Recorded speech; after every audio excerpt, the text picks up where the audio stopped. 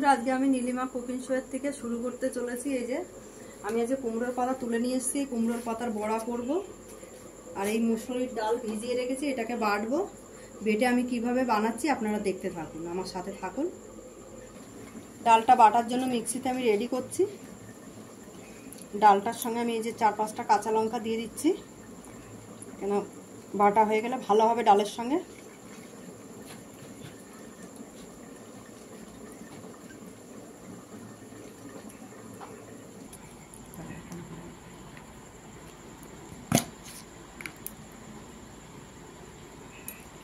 দিয়ে দিচ্ছি 2 চামচ কর্নফ্লাওয়ার ডাল বাটার সঙ্গে।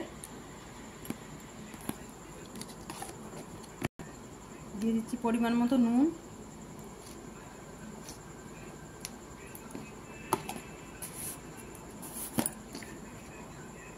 দিয়ে দিলাম পরিমাণ মতন হলুদ গুঁড়ো।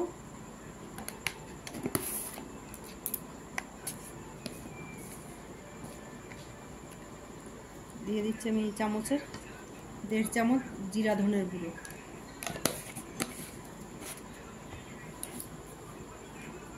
দিয়ে দিলাম অল্প করে একটু লঙ্কার গুঁড়ো, কারণ এতে তো কাঁচা লঙ্কা বেটে দিয়েছি, ওই জন্য একটু লঙ্কার গুঁড়োটা কম দিলাম, একটু ঝাল ঝাল হবে, ভালো লাগবে। দেখছি এটা ঘেটে যদি জল লাগে তাহলে দেবো। অল্প করে একটু জল দিয়ে দিচ্ছি, কারণ পাতাটা তো চুবিয়ে চুবিয়ে তবে ভাজবো।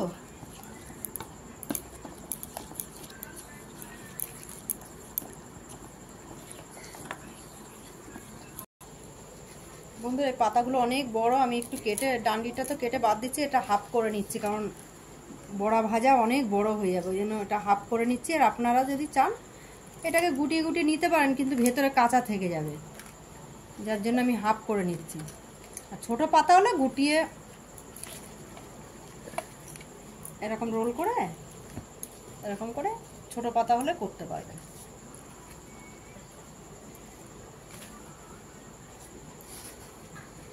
এই যে এরকম ছোট পাতা হলে আপনারা এরকম গুটিয়ে এটাকে করে নিতে পারবেন।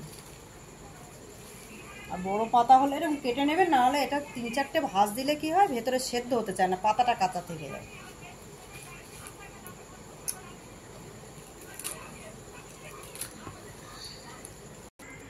বন্ধুরা আমি গ্যাস ধরিয়ে দিচ্ছি, তেলটা দিয়ে দিই, গরম হোক।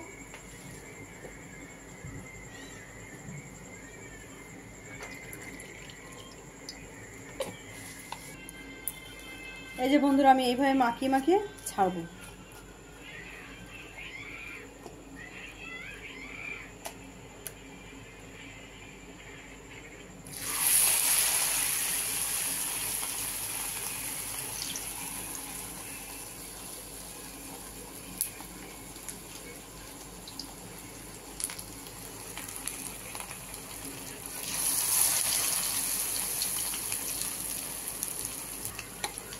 এইভাবে আমি গ্যাস আস্তে করে দিয়ে আস্তে আস্তে করে ভাজবো, কারণ না হলে ভেতরে পাতাটা সেদ্ধ হবে না, জোরে করে দিলে ওপর ভাজা হয়ে যাবে, কিন্তু ভেতরে পাতাটা কাঁচা থেকে যাবে।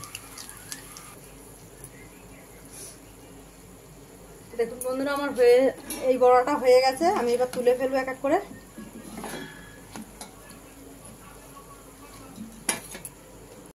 সব এইভাবে আমি বাদ বাকি সবই ভেজে নেব এক এক করে, আস্তে আস্তে করে।